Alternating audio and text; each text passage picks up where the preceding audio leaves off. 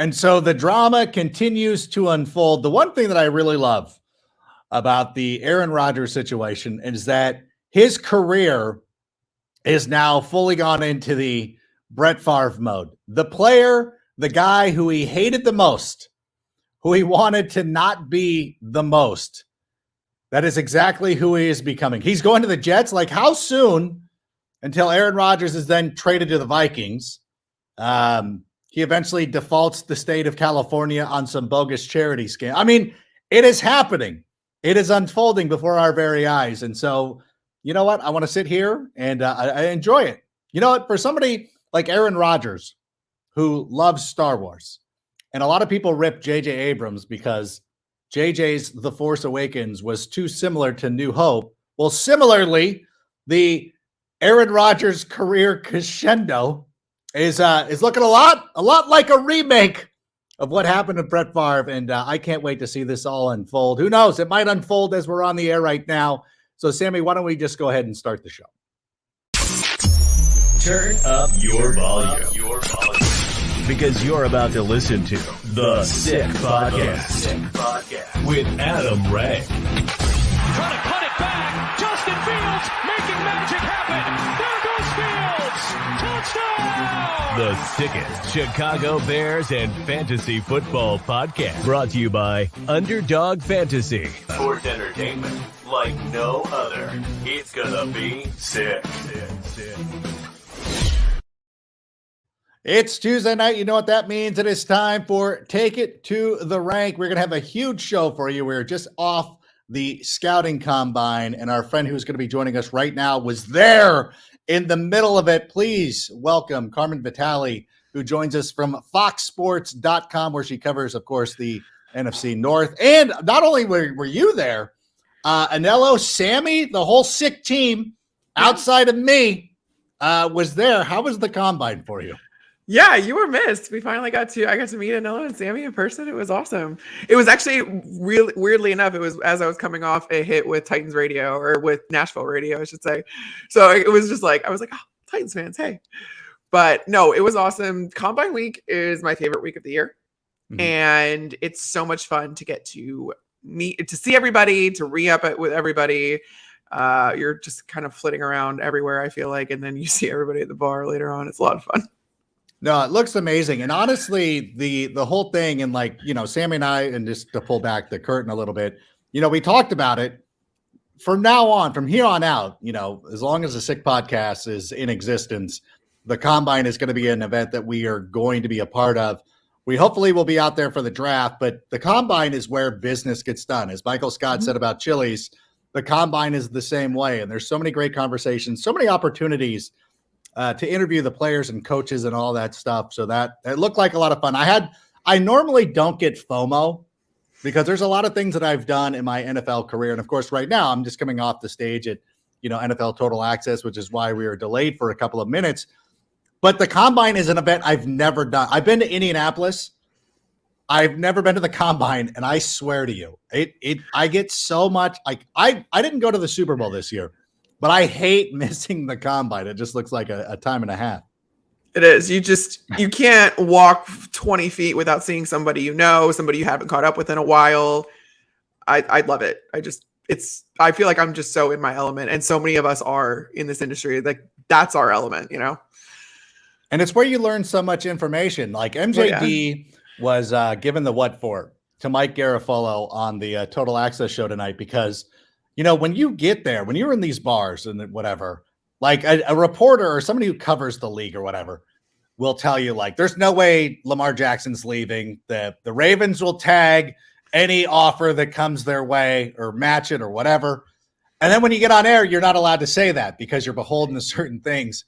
If you're MJD, you just say it anyways. But for a lot of people, like, you get the inside scoop with a lot of what's going on. So from what I understand, I cannot report this, but from what I understand, it feels like Lamar Jackson is still going to be a member of the Baltimore Ravens there, unless something crazy happens where it's some contract that's structured in a way that cannot be matched. He's going to be a Baltimore Raven next year. Aaron Rodgers, it feels like Aaron Rodgers is going to be a member of the New York Jets. There is a team right now en route to Los Angeles. As a matter of fact, I offered to pick him up at the airport. I'm like, I'll take wherever Rodgers is. I'll drive you there, Jets. Figure out where you need to go. That feels like it's completed. I will tell you this, just from the optics standpoint, like when you send a text message to somebody, like, what are you up to? You're not already in the car. You wait until they're like, oh, this is where I'm at. I'm at Applebee's. Come meet me. Like, you know what I'm saying? Like, so Aaron Rodgers doesn't give the go ahead to come to Los Angeles until that move is already, progressed to a certain degree of where both sides have an agreement or kind of an expectation of where that's going to go. One thing that happened today, and I know this was upsetting to a lot of Bears fans, so I want to ask you about it. And this goes to our friend EJ, who I follow on Twitter. He's a great Bears fan. He was one of the ones who was really hopeful that Saquon Barkley was going to be a member of the Chicago Bears. He has been tagged. Was that a huge shock to you that what the Giants have done, given $40 million to Daniel Jones and then, tagging Saquon Barkley? No, I think that's exactly what they should have done. I mean, this is the quarterback market. Daniel Jones is the quarterback market. He is a competent quarterback. He had a good year for them last year. He's under a good head coach. And that's exactly where this is where you're going to get the most out of him. So you tag him in the long term, or you get the long-term deal done at the 11th hour. Shout out to the Giants front office for that. And then the natural progression is to just tag Saquon, because now you're not using the tag on Daniel Jones. And I think it was interesting that Daniel Jones had the contract incentives, and that's kind of how they reached a middle ground. Mm-hmm. And I know that Lamar wants fully guaranteed money because of what was presented to the league by the Cleveland Browns and the Deshaun Watson contract, but no team wants to set that precedent. Like, once another team does it, then a precedent is set. So I don't think anybody wants to do that, but I do think that there is room to get to where Lamar wants to be using those incentives, and you just saw Daniel Jones do that. So not to say that Daniel Jones and Lamar Jackson are equal quarterbacks, but I think that is exactly what this market kind of looks like. What the Giants did is what the market looks like. For competent quarterback play, you are spending around $40 million a year. That's how it is. And Saquon Barkley, again, tag allows them more flexibility without having to commit to him long-term, because it's hard to commit to a running back, an aging running back with injury issues long-term. So now he's coming off a really good season for you. Let's see if he can do it again. And then after that, we can talk. But I don't think that the Bears or anybody else should be upset that they didn't land Saquon Barkley. Maybe worry about getting a deal done with David Montgomery, and you're in the backfield. Saquon Barkley is a great running back, but it doesn't mean that you needed that. You already have some really great talent, some homegrown talent. Yeah. So keep it and keep them happy. I was more upset for our Twitter friends who were really heart set on this whole situation playing out. And I know how fans react, and I don't want to make fun of anybody. And I'm like, I'm with you. I would prefer to keep David Montgomery. I would still, even if we have David Montgomery, I would still be down to continue to draft a running back. I know that Gibbs out of Alabama is now starting to look like Alvin Kamara. So I'm like, okay, I could go into that. Is it Covington who is the UCLA running back? I don't know. I'm spending too much time with MJD, so now I'm like, I'm starting to be swayed.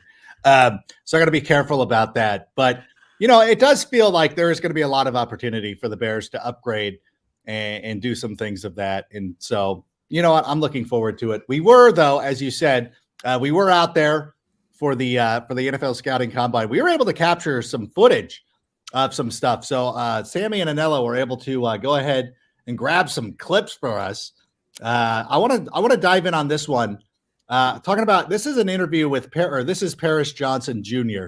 Talking about what it was like interviewing with the Bears. Can we go ahead and roll that clip? To do darts or play golf, and I was do darts, and I didn't see the board in there. But when I did walk past, I did notice a putting game. I didn't ask. I'm locked in. I was at this meeting, right? And then he was like, all right, you're gonna play some darts. So he gave me some darts. I'm playing with the coaches, and he's hitting almost all the. He's right around the bullseye every time. The last one he actually hit it. the first two, I hit like some snacks in the corner, and then I hit a wall, and I'm like, oh my gosh, they're gonna end this meeting if and then it just hit the board, so I was happy.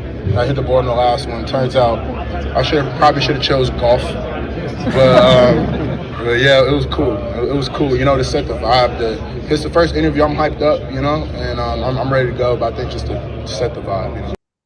This is one of the cool stories that come out of the combine, the way that the Bears had that meeting room set up. What was your take on that? Do you kind of appreciate the approach the Bears were trying with there? Yeah, because listen, you can find out just about anything you want about these guys from their social media, from the coaches that they played for, their teammates, all that kind of stuff. And that due diligence is done every single time. But what you can't replicate or find out from digging through whatever social media channels there are is how he is as a person. And for the Bears who stress culture and they want guys of integrity and they want just good men in their locker room, that's important. And that, I think, is such a fun way to get to know a guy, because when you think about your friends, how have you gotten to get close to some of your friends? For me, I know it's always been, you know, hanging out at a bar, having drinks, having casual conversation. That's how you get to know a person. And this is so, I don't know, it's so regimented. The combine is so regimented, regulated. You only get this amount of time with every team that you meet with and all that other stuff. Now you get to use that time in a way that feels casual, to the point where you can let your guard down and where you feel like the coaches and GM and everybody else is letting their guard down. And that's how you really get to know a person. So it shows me that the Bears are very much looking at the character of these men, not only their talent. I really appreciate that about them too. I really appreciate that about Ryan Poles and his staff, that they are sticking to what they are saying to everyone else. No, it's a refreshing change of pace. It reminded me of the Date Mike episode of The Office, where he turns into a different person when he's trying to impress somebody on a date. But so many times when you go into these interviews, you can be coached into like, oh, this is what you say. Like, oh, my biggest weakness is that I work too hard, and have all those dumb canned answers, which also they mocked on The Office as well. But there really is something about it. And I know a lot of people, they'll talk about, and this is one of the talking points that come away with, like, well, they check their competitiveness and all that stuff, which is true. You can find that out. I know some friends of mine who work for Travis Matthew, who would have a golfer, a former PGA professional, who came into their office, and they're like, this guy was competitive and not in a great way. Like, it was a nightmare. But what I think it is, in addition to like whether they're competitive or not, what turns everything into a competition. Because I remember Pat Tillman one time telling me, and this is a sick humble brag, he's like, I'm not the guy that gets so upset over darts or anything like that, but you do really get a great sense of a person. And as the Bears are out there not only trying to find competitive players, and a lot of that shows on tape and things like of that nature, but when you talk about building a culture in the locker room, you know, you want a team that seems fun. You know, like the Kansas City Chiefs and Philadelphia Eagles look like enjoyable teams to play for. And obviously winning will do a lot of that. There's not a lot of fun teams that are losing, but you know, you want to have somebody like, is this person going to come in and be a good fit in this locker room? Is this going to be the kind of vibe that with the guys that we want? So I love the fact that they're going out and doing it. And I love the fact that the Bears, you know, they keep getting like positive praise for things like this. Like we're making news, but it's not for something dumb. Like, oh my gosh, what are we doing now? Like, I can't believe we did this. It's like, oh, we did this. So it was really cool to see that. And as a matter of fact, we got another clip of his talking about one of his former teammates, I believe. So Sammy, if you can go ahead and run that one as well, and we'll take a listen. Oh, that would be awesome. You know, so like, when I first came to Ohio State, I mean, he took me in, and like, you know, it's always cool, you know, when you're a young lineman, a starting quarterback, he's a humble guy, and you know, he's always, you know, I used to beat him in Madden all the time, you know, he knows, you can tell him, but you know, that's my guy, and you know, he's an amazing quarterback, he's smart, he's accurate, and I mean, it would be an honor to be back with him again. Carmen, let me ask you a question. Now, obviously, the whole specter of the Bears moving on from Justin Fields has been put to bed, at least for this season, which is fair. It feels to me that I don't know if I'm making this up, but it feels like the guys that are coming into the league, even the guys that didn't play at Ohio State, there seems to be a lot of love for Justin Fields from these guys coming into the league right now. Yeah, and it's also very convenient that one of the top tackles in this draft class is from Ohio State, is former teammates with Justin Fields, and knows exactly how he operates. The sentiment around the league, listen, it's a small league. Justin also transferred. So you have multiple sets of guys that have played with him, or that at least have him they're very familiar with him. But listen, good teammates, this league is very small. It's very small for players, for coaches, for media, and word gets around. So if a guy stinks in the locker room, pretty much everybody knows it. If a guy's awesome in the locker room, also everyone knows it. And that's, I think, what we're seeing with Justin Fields. And especially when someone like that is given maybe negative media attention, especially from the national media, or isn't living up to what you know their potential is, given the circumstances and the environment that he's in, then you kind of, I feel like, get protective. That's a really big sentiment too. I feel like in all these guys coming out in this praise of Justin Fields, it's a way of protecting him, of saying, no, I know this guy. This guy is capable of so much more. Give him a shot. And that is the most encouraging thing that I've seen from guys that have kind of come to the defense of Justin Fields. And I definitely think that the Bears front office has known this. I said all along this was a smokescreen. So they think, I totally get the fact that you don't want to necessarily hitch your wagon to someone that you didn't evaluate, you didn't bring in. It's for your job to depend on someone that you don't know inside and out, or you didn't bring in, or you didn't choose. That takes a lot. So the fact that they are sticking with him a little bit more should tell you that they also believe that he is capable of so much more. And that is what we're seeing. And we will get an evaluation of him in 2023, come hell or high water, which is why I would expect this draft to be very offensive heavy for the Chicago Bears. What was it like, though, when you would go out at night and you're hanging around? Like, were you making fun of people? Like, I know, like, this is the way it would work for me. We would make fun of those people that were trying to push the Bears could move on from, like, you got to just clown those. I know that you couldn't, because I know who one of the person, we know who one of the national guys is. You went on his show. So you can't be too upset, but like, it's considered a joke amongst like people who know what's going on in the NFL, right? I don't know that it's necessarily considered a joke, because like I said, especially if you're not on the beat or inside that locker room, I think that the sentiment of, listen, Poles, and not to mention Poles has gotten rid of a lot of kind of the former players that were brought in by the last regime. He definitely wants to do things his way, and that is his right as general manager. So I think that there is an argument to be made for moving on, also bringing in a guy to reset the clock so you can continue to grow. This is a multi-year process. There are pros and cons to both. I know the Bears fans don't want to hear that, but nationally, when you kind of consider all angles and you are as objective as you can possibly be, you can see both sides of it. So I wasn't making fun of anybody necessarily, but I am definitely that was the first thing I think I was asked about when I'm going out talking to people, like even other coaches that are like on teams in the AFC or whatever, like, so is there any, do you think, I don't think that, like, you kind of play that game for people that are kind of outside of the city of Chicago and stuff like that. But I don't think you should take it for granted that the Bears are sticking with Justin Fields as the quarterback of the future and they're committing to him long-term and all. I don't think that's what this is. And I don't blame Ryan Poles for that, but you have to get him talent around him. And that has been the overwhelming thing that I've heard from people that I've talked to people about is, for 2023, the goal should be creating this talent bubble around Justin Fields so you can further evaluate him. And part of that trade down process is getting more capital. Well, if you have more capital for this year and next, now if Justin Fields doesn't work out or you evaluate him and he's just not up to what you want him to be, now you have perhaps an extra first round pick going into 2024 with an objectively better quarterback class coming out. It's a win-win situation for them if they hold on to him this year. 100%. I agree with that wholeheartedly. And I did talk to one member of the national media, not Jason Lockenfort. Well, I did talk to him, but I did talk to one of our guys. I won't say which one.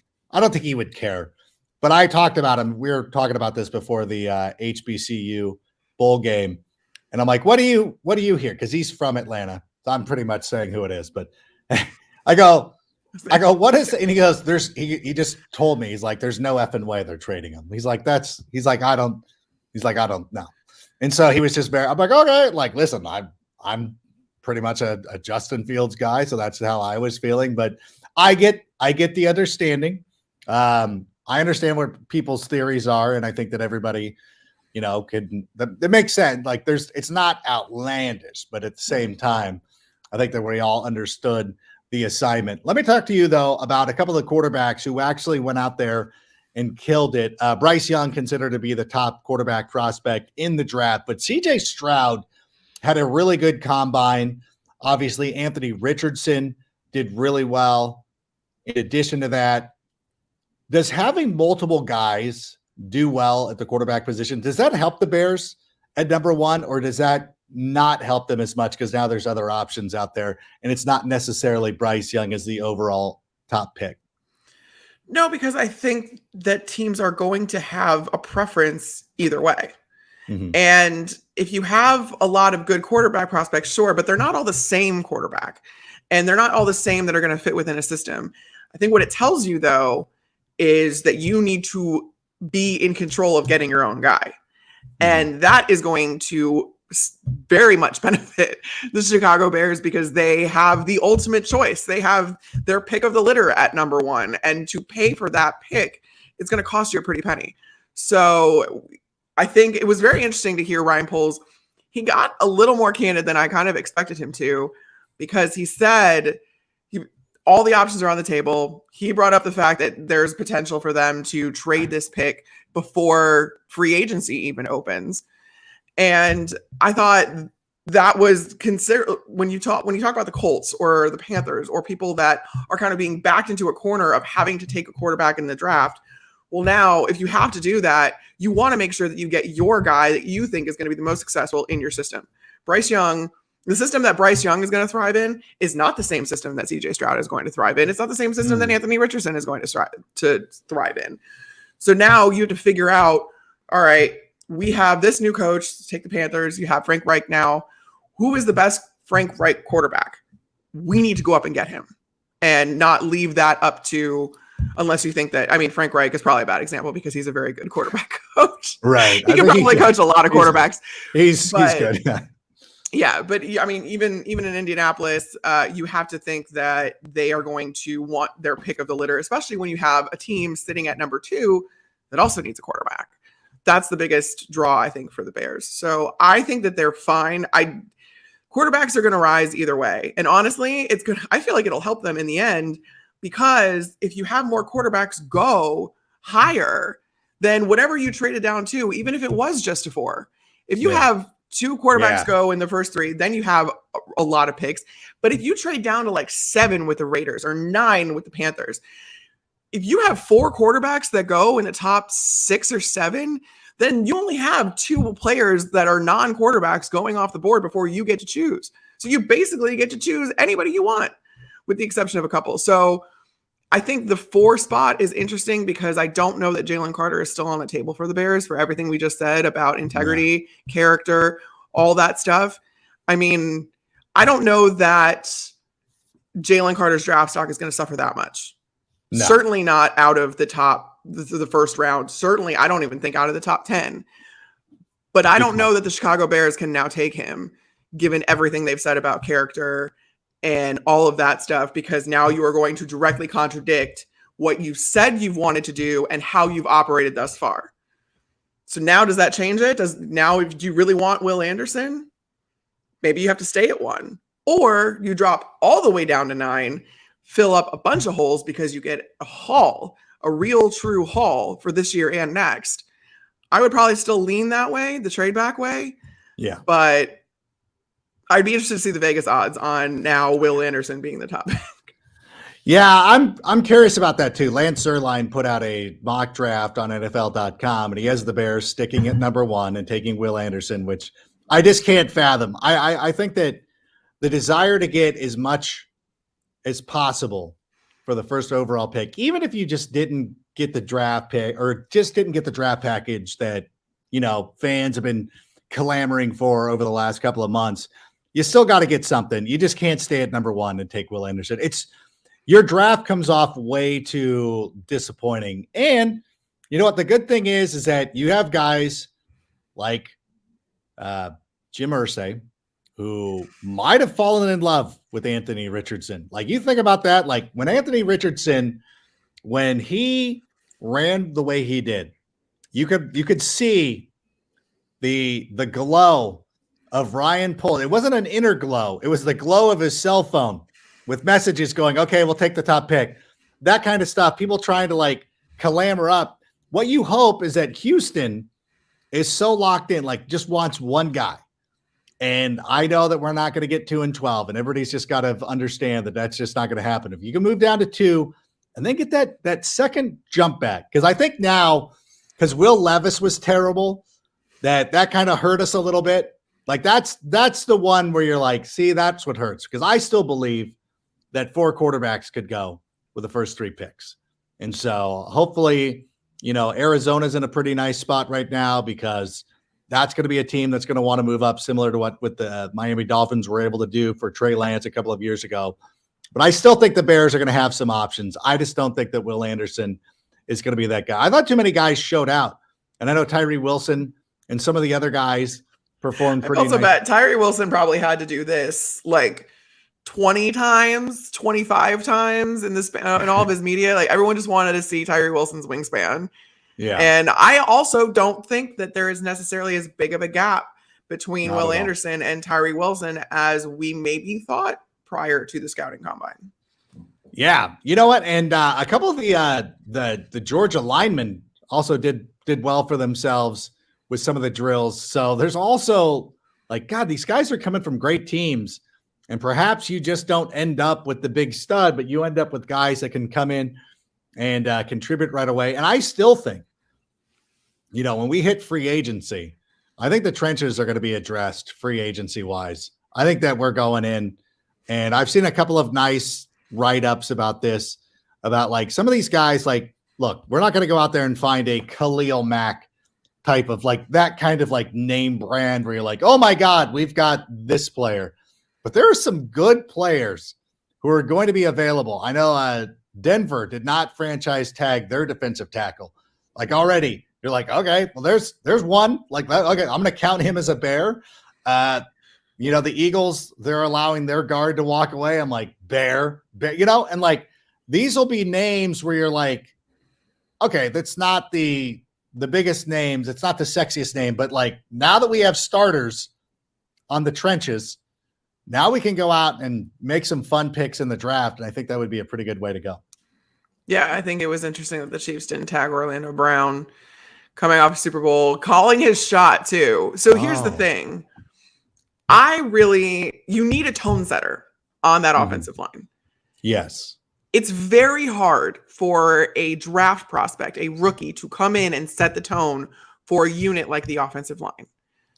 Very true. I would love a guy like Orlando Brown, not because I don't think that Braxton Jones can develop into a left You tackle. hate him. For the record, you hate on Twitter. Braxton Jones. Carmen don't denounced Braxton. No, I'm just teasing. I did not. I said I know a team that would love a blue chip left tackle that has a lot of cap space to work with, and that's the Chicago Bears.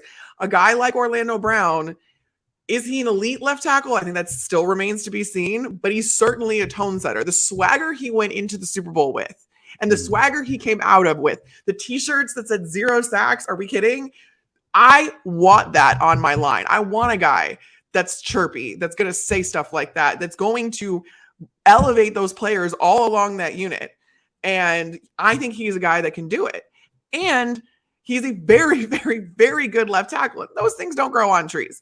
So I would be all for the Bears probably overpaying for Orlando Brown and getting a tone setter along that line, and then supplementing with guys in the draft, because we know that Ryan Poles, being a former offensive lineman, can evaluate that position very well. But I definitely think that you need, whether that's the left tackle, I've been saying a veteran center for the same reason, and that to even help Justin Fields even more, given that he can take some work off of his plate. Somewhere along the line, you need that leader, that tone setter, and I think that comes from a veteran, and you have the money to do it, so please go out and do it, Bears. I will say this. I responded and said that my left tackle is on the field because, that's what I do. It's what I do. And here's what I will say on Orlando Brown is I can sit here and come up and talk about, like, is he going to be motivated after the Super Bowl and all that stuff? And it doesn't matter because nobody knows better than Ryan Poles, who was in that Chiefs organization. He was part of the organization that brought him over from Baltimore. If Ryan Poles gives $40 million or whatever it is, whatever the going rate is for a left tackle to Orlando Brown Jr., and I'm not going to denounce it.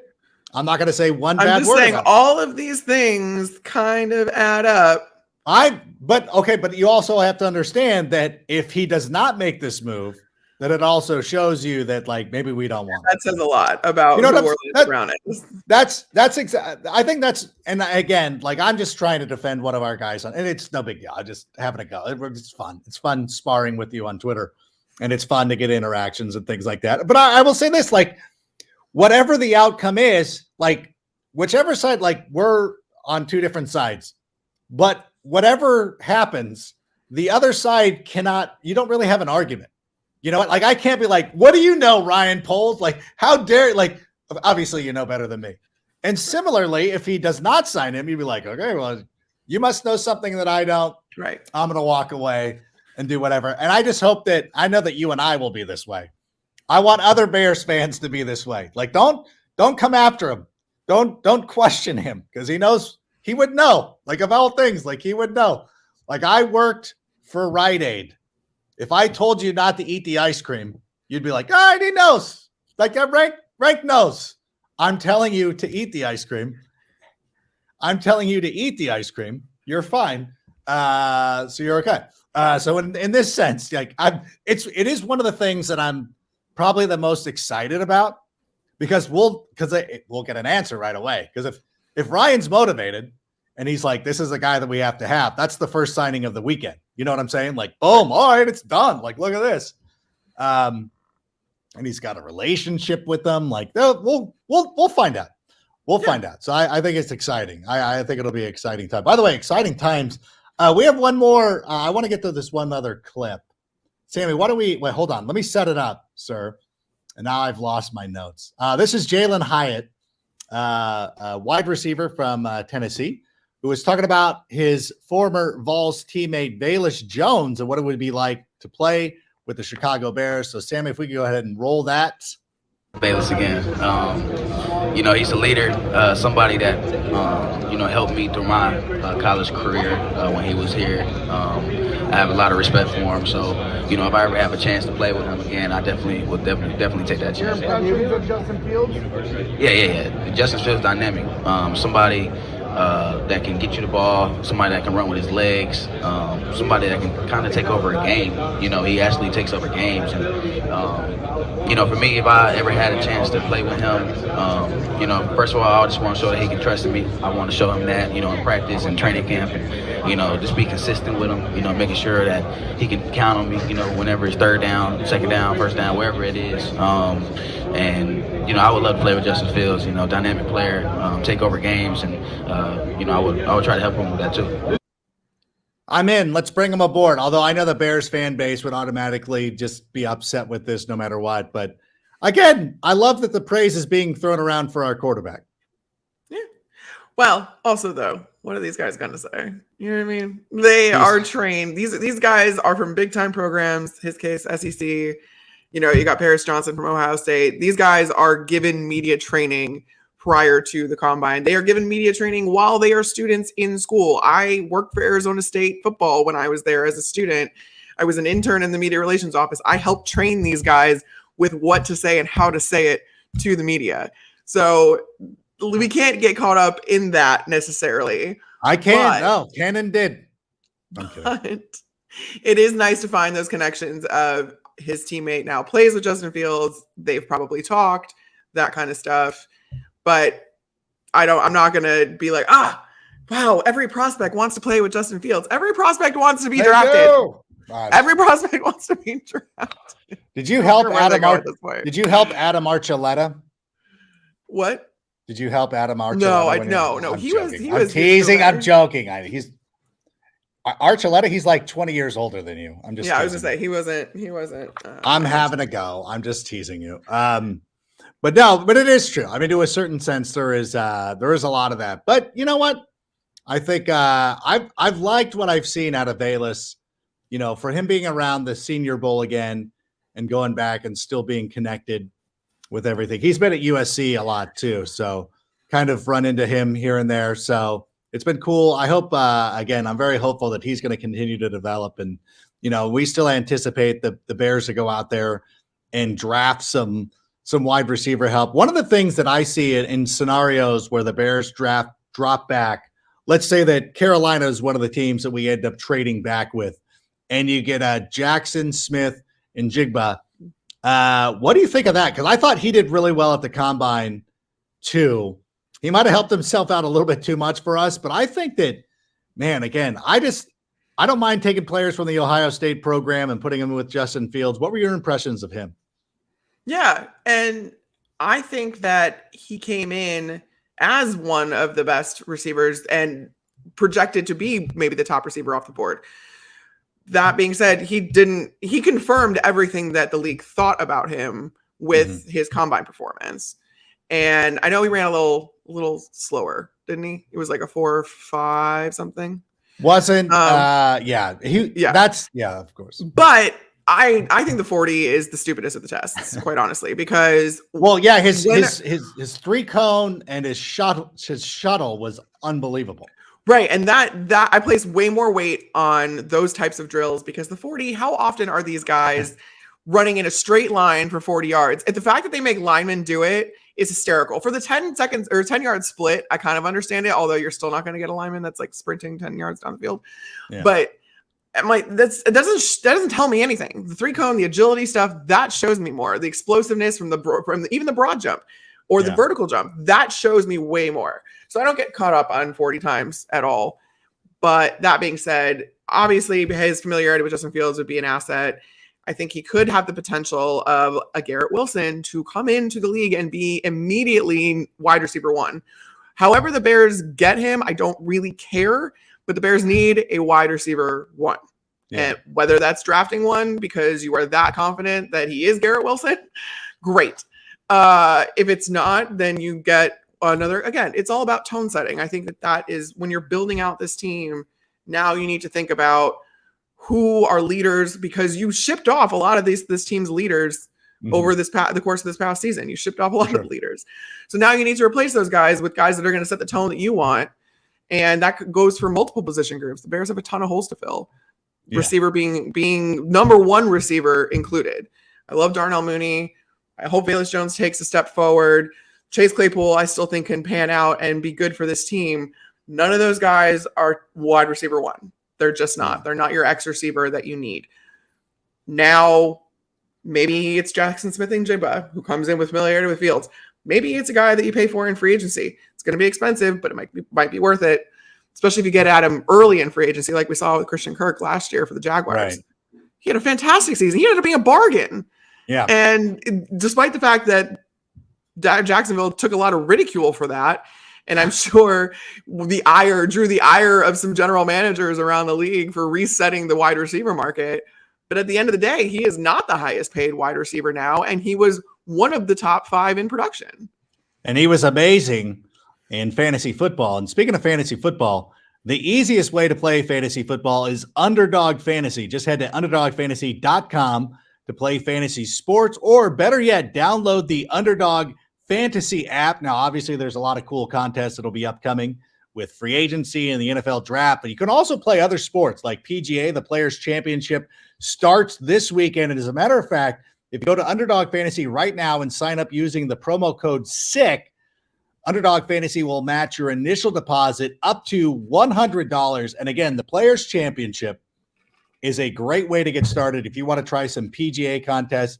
I will give you one pick. You know what? I'm not going to give you this pick. You gotta listen to Kelly in Phoenix. She has got a guy that she's been talking about, and it's the dude who's going to end up winning. But I'll give you like Rory, Terrell Hatton, Chris Kirk, Jason Day, Justin Thomas. Kelly in Phoenix has the guy who will help win your fantasy pool and contests and all that stuff. He's ranked in between 11 and 20, and it's not Keegan Bradley. That's all I can say. So go to Underdog Fantasy and go check that out. Go play some fantasy sports, and you won't be, you'll probably be disappointed.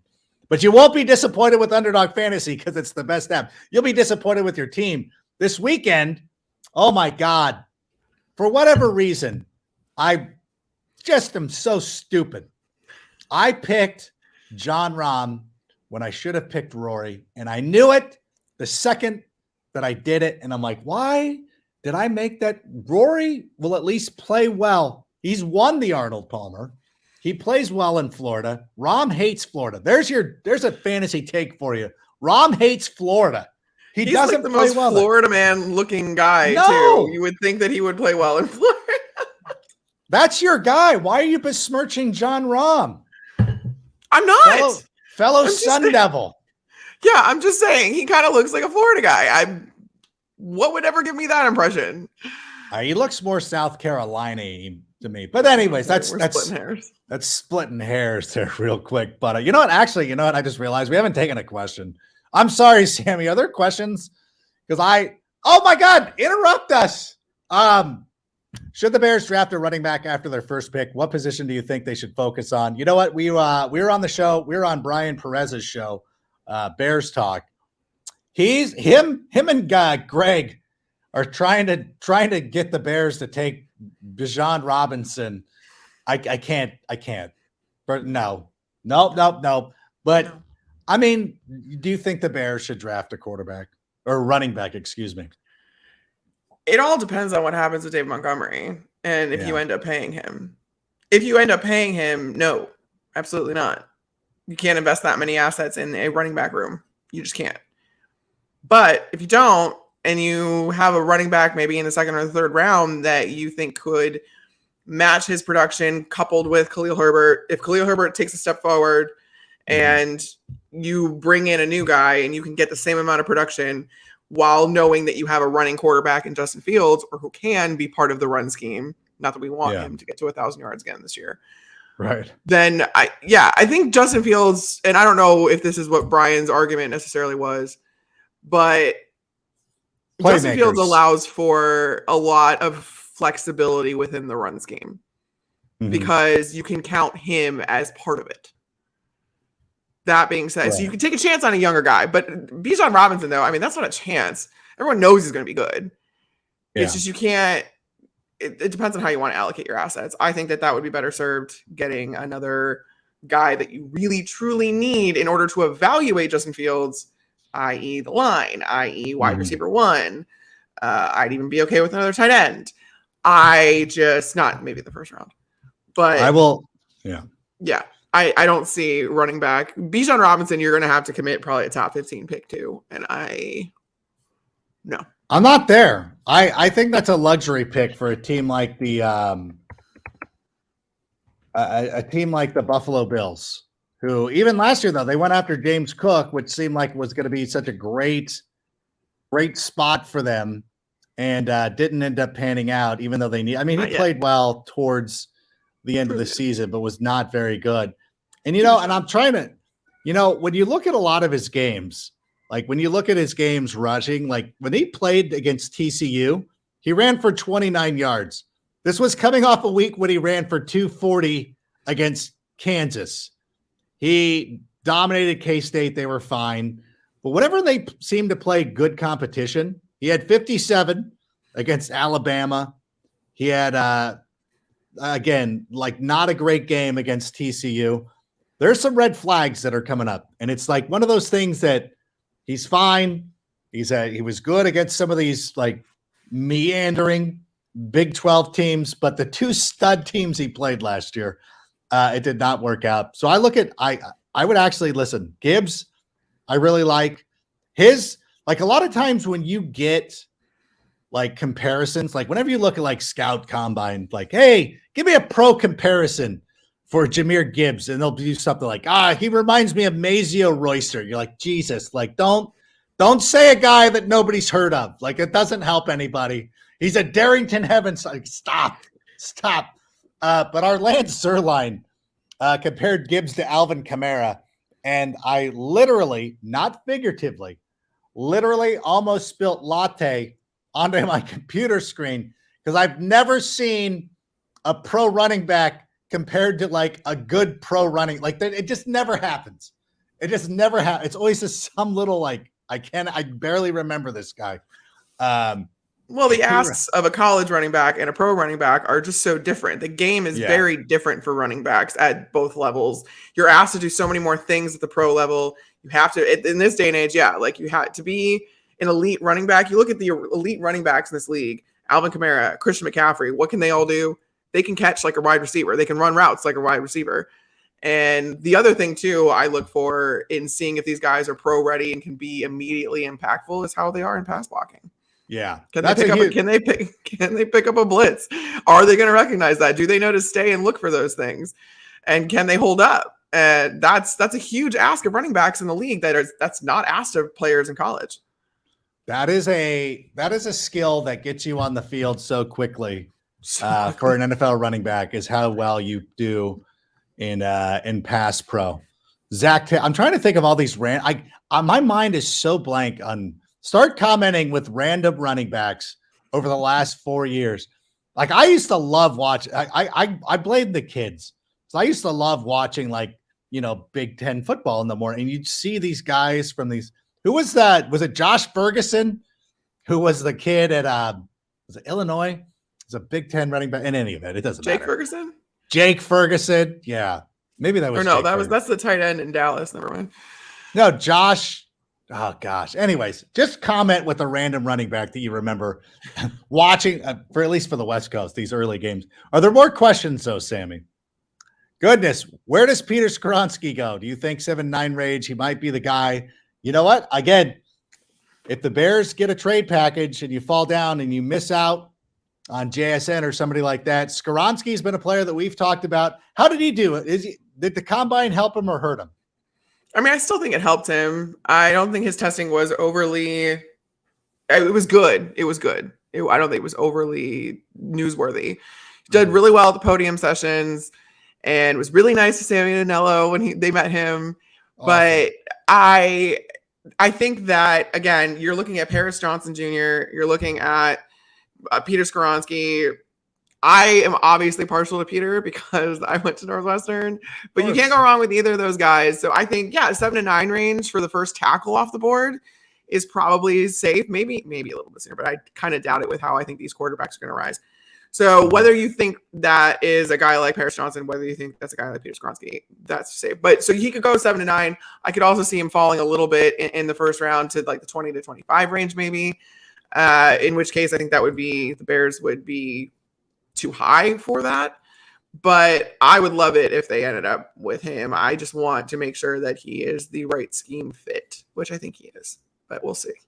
No, for sure. But again, like if his arms didn't measure long enough, there's always something. I don't like those measurables either. I really don't, because it's all about how you play, what you put on tape, the strength in which you play. I don't care if your shorter arms can be a hindrance for offensive linemen in particular. That being said, if you're strong in the way that you use your hands and your hand placement and you know how to adjust, I don't care. Yeah. Fine. Go turn on his tape and tell me if his arms are too short. Yeah, exactly. I mean, like this is weird that these are the arguments that we have to have, but it feels like we do it every year and we can't convince people otherwise. All right. How about another question, Sam? Who's your favorite day 2 receiver in this year's draft? Who would you like the Bears to target? I think Rashee Rice is a guy that I've mentioned a couple of times. I think that he could come in again, like when we're drafting in the first round. I mean, I want more Power 5 guys. I think what conference is SMU? But in any event, like Rice, when you watch him and you watch SMU games, you're like, that guy is their whole offense. So I'm a little bit more like, okay, I'm not ready to use a high first round pick, but if we're sitting there and, we get some extra, like if we get Indianapolis or the Colts second round pick, I think that's a spot where I'm comfortable. If we don't end up even if we do, I don't care. Like, let's take another wide receiver. Like, we can't have too many. That's a guy that I really like. Were there any guys that stood out for you, Carmen? Yeah, it's interesting. Maybe it stood out in a bad way. Which is fine. Well, no. So Kayshon Boutte from LSU, right? He kind of, his quarterback gets hurt last year. He doesn't have the season he wants. He kind of deletes social media, puts it back on. There's kind of a lot of drama. There was some off the field things that happened also following the conclusion of the season. Not particularly a situation that I want to explain. Yeah. If you want to go and look it up, you can go look it up. No laws were broken. So there's that. I think there's some character issues with him, but then he tested pretty terribly. So as someone who was a borderline first round receiver, definite second round receiver, I don't think that's the case for him anymore. Yeah. And it's crazy because he had such a good freshman season at LSU, and you were like, oh, this guy is going to be a surefire pick. I know, first round pick, and he's going to do so well in the league. You're talking like Justin Jefferson, like, oh, look at, this is the same program. He's going to be great. And then he has just kind of progressively hurt himself. And I think that kind of tells you a lot that you need to know. So unfortunately, I think that is out of the and especially if you're the Chicago Bears, you're talking all about character, high integrity guys, might not be the one. But yeah, and then he tested pretty terribly. Right. So again, the combine is used to kind of confirm or deny what the conclusions you've already made about these players. Mm-hmm. And not that I think that there were great conclusions about Kayshon coming into this, but he could have definitely helped himself, and he didn't do that. So no. It's a disappointing. That was a little bit of a tangent somewhere. No, it's good. No, it's good, but it's like it also helped out. All right, Sammy, how about another question? Yeah, what was that like? What is the buzz around the league? You're out there, you're listening to people. What are their impressions of Ryan Poles? Yeah, the jury's kind of still out. Not as a human being or just kind of his methods. I was talking to a couple of coaches around the league that were kind of like, yeah, he got rid of a lot of people for the Chicago Bears, and you better hope that there's kind of a plan. And I believe that there is. That being said, though, people have a lot of faith in him. And I think the overwhelming sentiment for people that questioned it was also, but you look at the programs he's come from, you look at the guys that are around him, the guys he's hired, the culture that they're building in Chicago, which is good from everybody that I've heard from, that he hasn't given a reason for you not to trust him at this point. And so you should continue to trust him. I just think that he's done some things that are kind of eyebrow raising, and you realize very quickly that he is going to do things how he wants to do them. Mm-hmm. Whether that is a good thing still remains to be seen. But I appreciate that in someone that is the general manager, because you want a guy that's going to make decisions that has conviction in his own process, in how he wants to build a team. And I do think that the leadership now on the Chicago Bears on the football side of things, which I'm now including Kevin Warren in, that's a huge help, and that's a huge resource, and to have everybody in the organization on the same page. So it's not just about Ryan Poles, but it is he in a good situation for the type of GM that he is, and how he goes about his business. And I think that overwhelmingly people are saying, like, this is a good situation for him. So We'll see. But yeah. Well, also from guys that have played with him, I've also heard from guys that have played with him, and they absolutely love him. So as a person, they won. Well, I'm going to bring this up. I hope I can't do that. But when you think of the moves that Ryan Poles made last season, they did not bring back Allen Robinson. The Rams are looking to trade him, to answer a question that Steve-O had. I mean, he's going to be available. The Rams are trying to trade him, but he's ultimately going to be released. Could he be reunited with the Bears? Possibly, but I think he's going to end up trying to look for a team like the Kansas City Chiefs or the Buffalo Bills or somebody who is a little bit closer to reaching the Super Bowl this season. So Allen Robinson, that seemed like ended up turning out to be a pretty decent move. Trading Khalil Herbert. He could be released by the LA Chargers here in the couple of weeks. Bobby Quinn didn't really do anything for the Philadelphia Eagles on their march to the Super Bowl.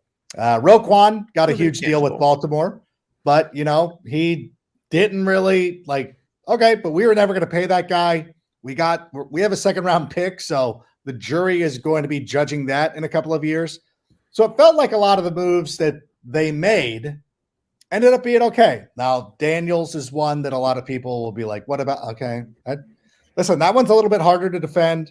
The Claypool one, again, I think the jury is still out. I think that when they made that pick too, the Bears were 2-3, 2-4. We didn't think it was going to end up being that pick was going to, and even so, look, who are the available wide receivers right now? You got to pay something for it.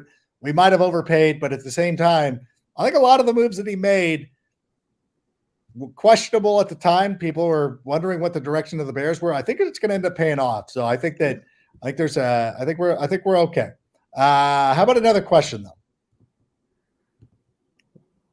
What is this? Did we play it? I don't know what that was. If you guys figured out, so what happened to Darnell Mooney last season? He was injured. I think that was part of the thing. He was injured. He'll battle back. He'll have a full off season with Justin Fields. I think it's going to be fine. All right. How about another question though? What free agents do the Bears target? Hey, Mark, we were talking about this. I think that the line is going to be the way to go, and offensive line, defensive line. And again, I know that Denver did not tag their star defensive tackle. There's going to be a possibility. Orlando Brown is going to be a possibility. The guard from Philadelphia. I should be better with the names. I'm sorry. I know. I'm a little bit spud right now. But yeah, I think that the lines are going to be the places that we end up seeing the most movement from. Although watch us sign a cornerback right off the bat or something like that. But I think the trenches are the way that we go. Yeah, I would agree because that's where it always starts for me as it is. But yeah, I think that Orlando Brown is probably the most intriguing for linemen. And I don't know enough about the Cardinals center that they are not that they're releasing. But I've said that I would love a veteran center. Yeah. I do think it's interesting because this is a really rich cornerback class in the draft. It's also kind of a rich cornerback class in free agency. And that's definitely something that the Bears want to add to that outside rotation. Is they have Jalen Johnson and Jalen, he's going to be a staple of this defense going forward. Yeah. And you have Kyler Gordon, you're super excited about him, but he's kind of kicked in at slot corner. So to add to that outside rotation a little bit more, I think would benefit them. And whether that comes with, I think the corner market though is really expensive. Yeah. Because it follows the receiver market, right? Yeah. You pay these receivers. The equal and opposite reaction to that is to also have to pay corners now. So I don't know if that's the best use of your money. Brian Poles has also said he's going to be diligent. Yes, they have a ton of cap space. That doesn't mean he's going to go on a spending spree. But there are some really good corners, I think, that are coming into free agency. One of which is actually Jamel Dean coming out of Tampa Bay. Jamel Dean was the one that's the one I keep thinking of. Every show that I've done, and everybody asks me that question. Jamel Dean is always the guy that I'm always like, watch us sign Jamel Dean right off the bat. And everybody just kind of laughs. And I'm like, I don't know. He's been a high priority on the secondary. So you never know. Yeah, he went out and earned that spot, that starting spot in Tampa. He had been a rotational kind of the third corner, and he won it outright in training camp last year. So he has steadily progressed and gotten better. And I think that he's only kind of scratched the surface of who he can be. Plus, he's a fun guy. I really like Jamel. So yeah, he seems cool. He seems cool. Well, listen, we're closing in on an hour. I want to thank you for being here. I want to thank everybody else who had an opportunity to stop in. Sorry that we didn't get to everybody's questions. I know people are talking about David Montgomery. We hope he's coming back again. Yeah, no updates on that. Polls provided no updates. Sorry, guys. We asked. We promised we asked. We did ask, and of course, we're hopeful that, perhaps the Bears can pull off a trade for something like T. Higgins, but I think that'll be a little bit of ways if the Bears can get some excessive capital for the number 1 overall pick, which would allow us the opportunity. That would help the miracle. But in any event, thank you so much for being here, Carmen. Thank you so much. What's your next start? Do you have a mock draft coming out? What's coming up next, Brenda? No, not a mock draft. I got to talk to. There's a lot of stuff still coming out about that I did at the combine. I got to talk to Kevin O'Connell about Brian Flores, so that's going to be coming out. I just did a potential landing spots for Aaron Rodgers. The Jets are included, but so are a team that I kind of quietly heard some whispers about at the combine. So go check it out on foxsports.com. All right. Be sure to check that out. And of course, I will be back on NFL Total Access Thursday, Friday night. And of course, at the very least, Take It to the Rank will be back next Tuesday night, 8 p.m. Eastern. Jace, depending, I think I'm not on. Nope. I'm on Free Agent Frenzy next Tuesday. So we should be able to start right at our 8 p.m. Eastern starting time, and perhaps if I'm able to land a special guest for a guest episode, for a special episode, we could do that as well. But thank you so much to everybody for being here. We will see you shortly, and if anything breaks, if something huge happens, of course, look for the Sick Podcast to help you get the most information. So look for that as well. But in any event, until that time, bear down, and Sammy, go ahead and play us out. And that's a wrap. Hope you don't miss us too much until next time. Follow the Sick Podcast with Adam Rank on YouTube, Instagram, Facebook, Google Play, and Apple Podcasts. Brought to you by Underdog Fantasy.